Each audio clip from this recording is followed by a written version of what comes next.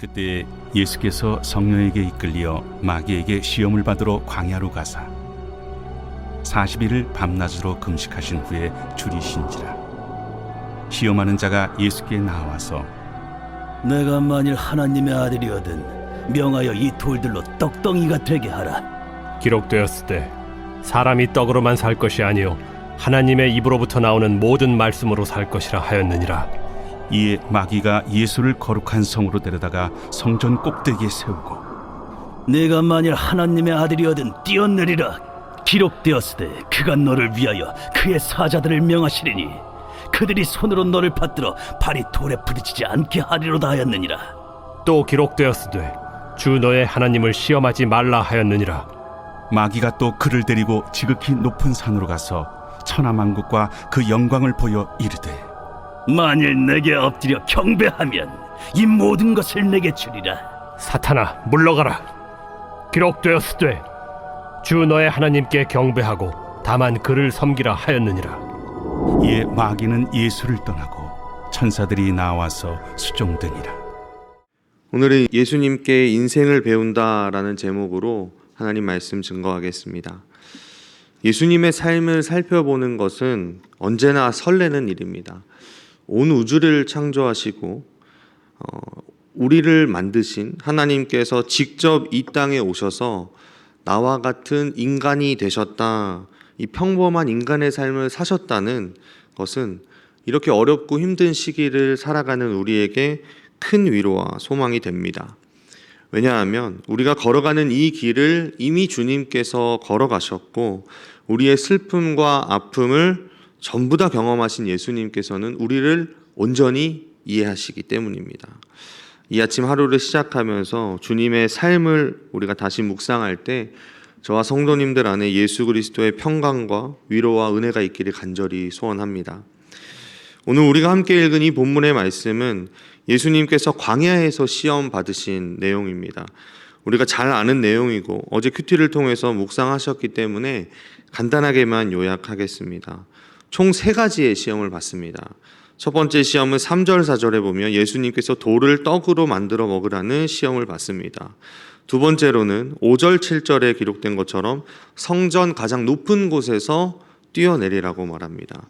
마지막으로 8절 10절에 보면 가장 높은 산으로 올라가서 온 세상을 보여주며 나에게 절을 하면 세상의 모든 권세를 주겠다라고 합니다.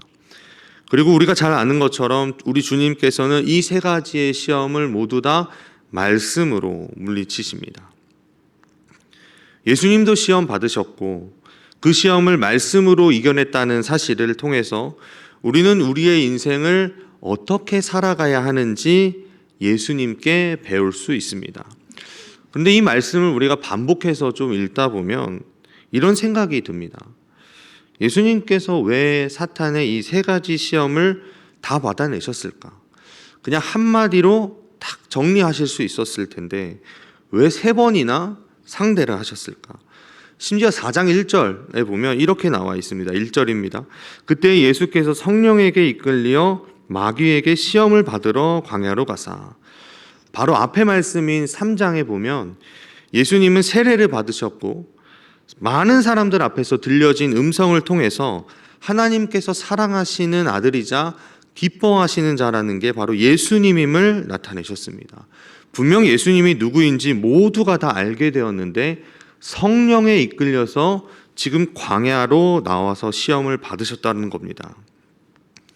이 시험은 단순히 마귀가 예수님을 대적하고 넘어뜨리려고 하는 그런 의도를 가지고 예수님께 다가온 걸 수도 있겠지만 사실 이 모든 것이 철저하게 하나님의 계획 안에 의도된 것이라는 겁니다.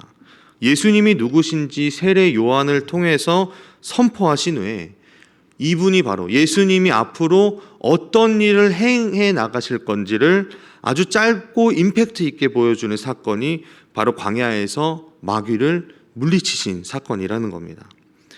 그럼 우리가 먼저 생각해 봐야 할 것이 있습니다. 우리 주님은 지금 광야에 계십니다. 마태복음을 처음으로 받아봤던 사람들은 유대인들입니다. 그들은 마태가 전해준 이 복음을 듣고 읽어가면서 예수님이 광야에서 40일을 금식하신 후에 시험을 당하시고 그 시험을 모두 말씀으로 물리치셨다라는 이 말씀을 듣고 읽으면서 떠올랐던 자신들의 역사적인 사건이 하나가 있을 겁니다. 바로 이스라엘 백성이 애굽을 나와서 광야에서 40년 동안 살았던 일입니다. 하나님께서 430년이라는 긴 세월의 이 애굽의 종살이를 완전히 끝내시고 이스라엘 백성들을 출애굽시키셨는데 약속의 땅으로 가던 이스라엘 사람들은 광야에서 실패했습니다. 하나님의 말씀에 순종하지 않았던 그들은 광야를 40년이나 돌아다녔고 약속의 땅은 밟지도 못한 채 출애굽 1세대들은 모두 다 이 광야에서 사망했고 오직 여호수아와 갈렙만 남았습니다. 심지어 모세도 그 약속의 땅에 들어가지 못했죠. 그런데 지금 예수님께서 자신의 공적인 사역을 시작하시기 바로 직전에 자신 앞에 주어진 이 광야의 시험을 말씀으로 이겨내신 겁니다. 이미 승리를 맛보시고 그 주님의 사역을 시작하신 것이죠. 마태는 이 복음서를 보는 유대인들에게 바로 당신들이 기다리던 메시아, 그리스도가 예수다라는 사실을 알려주고 싶었던 겁니다. 배고픔을 해결해 주는 예수가 아니라, 정치적으로 민족의 해방을 가져다 줄 예수가 아니라, 로마의 압제를 누르고 이겨낼 승리자로서의, 구원자로서의 예수가 아니라 바로 하나님의 아들, 하늘과 땅을 지으신 우리의 전능하신 왕의 아들로 오신 분, 구약의 수많은 사람들이, 수많은 선지자들이 예언했고 아브라함과 다윗의 자손으로 그 약속을 이루실 진짜 이스라엘이 바로 예수님이라는 사실을 선포하고 있는 겁니다.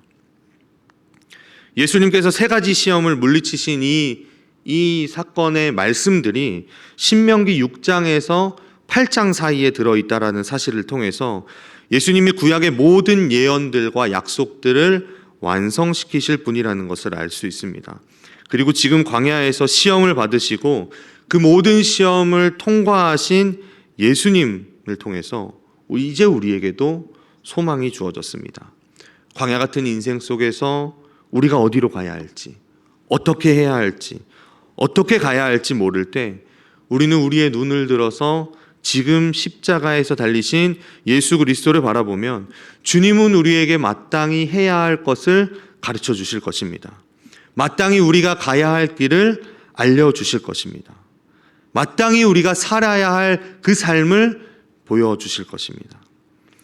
마태는 유대인들에게, 그리고 오늘 이 말씀을 읽고 듣는 우리들에게 바로 이 예수님, 광야에서 시험을 완벽하게 말씀으로 이기신 예수님을 바라보며 걸어가라 라고 이야기하고 있는 겁니다. 그분을 바라볼 때 이 광야 같은 인생을 우리도 예수님과 함께 걸어가며 예수님께 인생을 배울 수 있는 것입니다.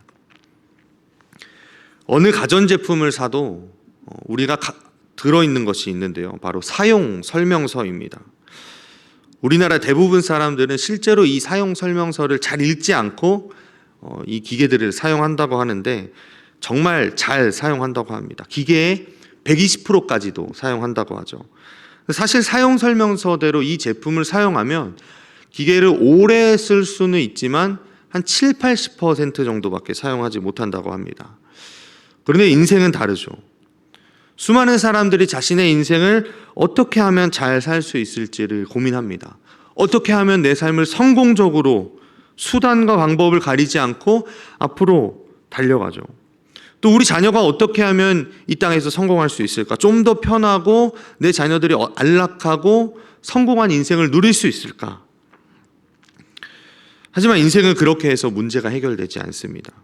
우리의 인생 사용 설명서인 이 말씀이 있어야만 우리가 이 땅에 왜 존재하고 이 땅에서 어떻게 살아야 하는지를 분명히 알 수 있다는 겁니다. 한 치 앞도 알 수 없는 우리의 인생을 제대로 살아낼 수 있는 방법은 바로 하나님께서 우리에게 주신 이 말씀, 인생 사용 설명서를 보고 이 말씀과 함께 걸어가는 일이라는 겁니다. 그래서 지혜가 부족한 우리는 이 말씀을 통해서 지혜를 얻을 수 있고요. 능력이 부족한 우리는 이 말씀을 통해서 능력을 얻는 것입니다. 주 안에서 사랑하는 성도 여러분, 이 아침 다시 한번 말씀에 붙잡히는 인생이 되시기를 바랍니다. 어떤 직업이든 상관없다. 돈을 많이 벌 수 있으면 그 직업을 가야 한다. 어떻게 하면 우리 인생의 명예를 더 얻을 수 있다. 어떻게 해야 어떤 대학을 들어가야 어떤 기업을 들어가야 앞으로 편하다. 이런 게 아니라 우리 주님, 예수님께 인생을 배우시기 바랍니다. 우리 주님께서 광야로 가셔서 친히 시험을 받으신 이유는 바로 우리로 하여금 삶의 방향을 잡고 이 삶의 목적을 보여주시기 위함이었습니다. 마태복음 9장 12절에서 13절에 보면 예수님께서 이렇게 말씀하십니다. 예수께서 들으시고 이르시되 건강한 자에게는 의사가 쓸데없고 병든 자에게야 쓸데있느니라. 너희는 가서 내가 긍휼을 원하고 제사를 원하지 아니하노라 하신 뜻이 무엇인지 배우라. 나는 의인을 부르러 온 것이 아니요 죄인을 부르러 왔노라. 아멘. 주님께서 내 인생의 주인이 되신다는 이 고백을 하며 광야 같은 내 인생의 키를, 운전대를, 이 중심을 주님께 내어드리기 원합니다. 그때 비로소 우리의 인생은 제대로 갈 줄로 믿습니다. 주님과 함께 걸어간다는 것은 피한다는 의미가 아닙니다. 이 시험을 프리패스로 지나친다는 것도 아닙니다. 그렇다고 멈추어 서서 그저 견뎌내는 것도 아닙니다. 바로 우리의 주님의 손을 붙잡고 주님과 함께 한 걸음 한 걸음 걸어가는 겁니다. 때로는 우리 인생이 진짜 인생 가운데서 피 흘리기까지 고통스럽고 모든 것을 끝내고 싶을 만큼 힘들지라도 이미 십자가에서 모든 고난의 쓴 잔을 마신 우리 주님과 함께 걸어갈 때 우리 주님이 우리의 모든 인생의 문제를 해결했음을 믿고 그 주님 손잡고 걸어갈 때 우리는 승리할 수 있을 줄로 믿습니다. 우리를 누구보다 더 잘 아시고 인생 사용 설명서를 주신 이 주님의 말씀을 기억하시기 바랍니다. 마태복음 11장 26절에서 28절입니다. 수고하고 무거운 짐진 자들아 다 내게로 오라. 내가 너희를 쉬게 하리라. 나는 마음이 온유하고 겸손하니 나의 멍에를 베고 내게 배우라. 그리하면 너희 마음이 쉼을 얻으리니 이는 내 멍에는 쉽고 내 짐은 가벼움이니라 하시니라. 아멘.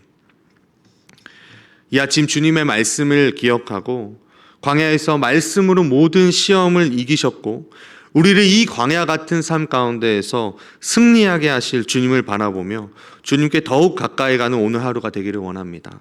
또 오늘 하루 말씀으로 승리하는 우리 창일의 모든 성도님들 되시기를 주님의 이름으로 축복합니다. 아멘. 함께 말씀을 생각하시면서 다 함께 기도하시겠습니다. 광야 같은 우리의 삶을 제대로 걸어갈 수 있는 유일한 인생 사용 설명서를 우리에게 주셨으니 이 말씀을 붙잡고 우리의 삶이 끝나는 순간까지 믿음으로 달려가게 하여 주옵소서. 또 말씀으로 모든 시험을 이기신 주님께서 우리에게 이미 승리를 주셨으니 그 승리를 나의 것으로 믿으며 주님과 동행하는 우리의 삶이 되게 하여 주옵소서. 함께 주님의 이름을 부르고 기도하시겠습니다. 주여